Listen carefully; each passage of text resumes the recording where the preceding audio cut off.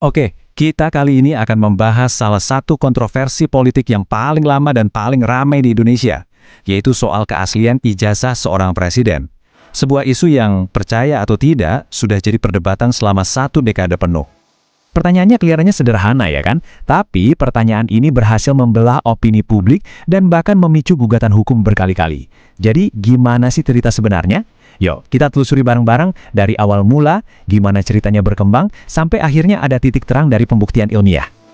Oke, kita mundur dulu ya ke awal ceritanya. Jadi selama hampir 10 tahun, ada sebuah tuduhan yang terus-menerus muncul dan seakan membayangi salah satu negara demokrasi terbesar di dunia.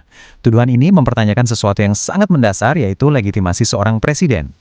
Nah, karena tuduhannya makin kencang, akhirnya institusi-institusi penting yang terkait dengan masalah ini mulai angkat bicara. Ini adalah momen di mana lembaga-lembaga negara merasa perlu untuk memberikan respon resmi. Ini dia nih, pembelaan resmi besar pertama datang langsung dari sumbernya. Universitas Gadjah Mada, alias UGM. Di bulan Oktober 2022, Rektor UGM, Profesor Ova Emilia, secara publik menegaskan kalau Joko Widodo itu memang benar alumnus mereka yang sah dan lulus pada tahun 1985. Pernyataan yang sangat jelas dan langsung dari alma maternya. Nah, disinilah ceritanya jadi makin menarik. Ketika fakta utama bahwa beliau memang lulus dari UGM sudah dikonfirmasi, taktik serangannya berubah. Fokusnya bergeser ke detail teknis yang kelihatan sepele, tapi sengaja dirancang untuk menciptakan keraguan baru di benak publik. Dan inilah detail teknis yang dimaksud.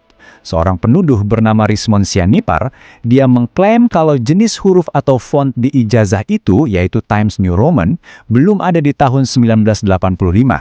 Dengan sangat yakin, dia bahkan sampai bilang kalau dokumen itu 100 miliar % palsu.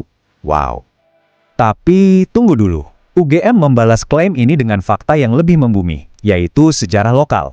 Mereka bilang, ini bukan soal kapan Microsoft merilis font itu secara global, tapi soal teknologi apa yang sudah ada di Yogyakarta pada masa itu.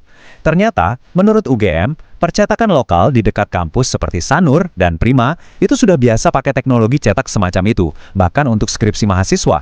Jadi argumennya bergeser dari teori konspirasi global ke fakta lokal yang bisa dicek. Dan ini bukan cuma soal UGM loh, ada lembaga lain yang perannya sangat krusial, yaitu Komisi Pemilihan Umum atau KPU.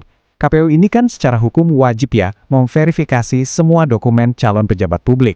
Nah, mantan pimpinan KPU mengonfirmasi kalau ijazah ini sudah lolos verifikasi. Bukan sekali, bukan 2 kali, tapi 3 kali untuk pemilihan besar. Pilgub Jakarta 2012, Pilpres 2014, dan Pilpres 2019. Kesimpulan mereka sangat jelas, sah. Oke, jadi karena jalur ke lembaga resmi seperti UGM dan KPU sepertinya mentok buat para penuduh, pertarungannya pun pindah arena. Dari media massa dan media sosial, sekarang masuk ruang sidang pengadilan lewat serangkaian gugatan hukum yang cukup menyita perhatian publik. Coba kita lihat ringkasannya ya. Ada 3 gugatan perdata utama. Yang pertama, tahun 2022 akhirnya dicabut sendiri oleh penggugatnya. Yang kedua, tahun 2023 dinyatakan tidak diterima sama pengadilan karena ada cacat formal. Dan yang ketiga, tahun 2025 dinyatakan gugur karena penggugatnya nggak pernah datang ke sidang. Poin kuncinya di sini apa? Tidak ada satupun dari gugatan ini yang sampai ke tahap pembuktian materi, alias bukti-buktinya nggak pernah diadu di pengadilan. Nah, istilah hukum tidak diterima ini penting banget buat kita pahami. Artinya, pengadilan itu nggak pernah sampai memeriksa inti tuduhannya, entah itu benar atau salah soal ijazah palsu. Kasusnya langsung dihentikan karena ada masalah prosedur. Nah, kondisi ini secara strategis malah menciptakan celah narasi di mana para penuduh bisa terus bilang, loh, tuduhan kami kan belum pernah diuji kebenarannya di pengadilan. Dan di titik inilah ceritanya berbalik 180 derajat. Setelah bertahun-tahun selalu dalam posisi bertahan dan membantah, sekarang fokusnya berubah total. Ini dia game changernya, tanggal 30 April 2025. Untuk pertama kalinya, Joko Widodo sebagai pihak yang dituduh justru mengambil langkah hukum proaktif. Beliau melaporkan para penuduhnya ke polisi. Langkah ini memicu investigasi negara yang sifatnya definitif dan ilmiah. Dan polisi nggak main-main. Untuk memastikan analisisnya akurat dan nggak bisa dibantah, penyidik nggak cuma memeriksa 1 ijazah. Mereka mengumpulkan 51 ijazah lain sebagai pembanding milik teman-teman seangkatan Joko Widodo di UGM. Tujuannya apa? Supaya ada dasar perbandingan yang sangat kuat dan bisa dipertanggungjawabkan secara ilmiah.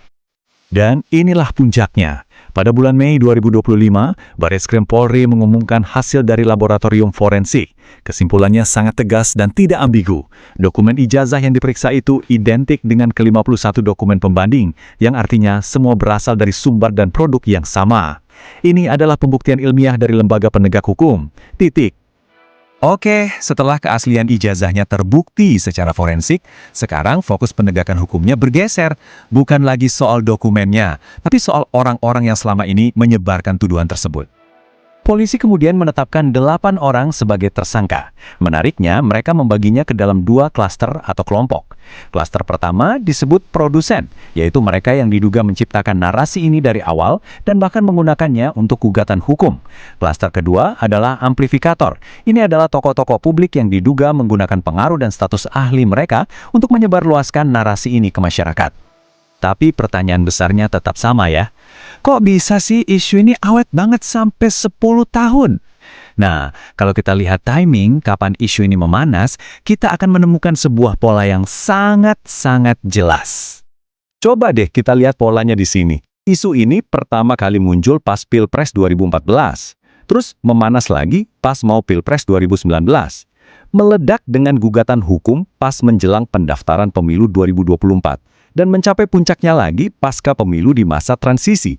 Kelihatan banget kan, korelasinya kuat sekali antara kapan kontroversi ini naik daun dengan siklus pemilu.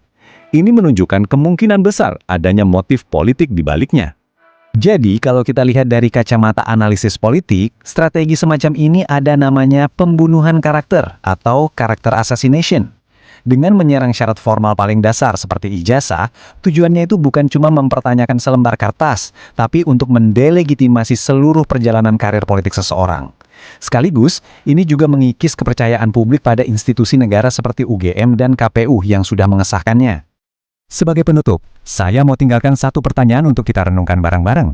Ketika sebuah fakta sudah terbukti secara ilmiah dan forensik, tapi sebuah narasi yang bertentangan justru terus menyebar luas, sebenarnya apa yang bisa kita pelajari dari fenomena ini tentang ekosistem informasi tempat kita hidup sekarang?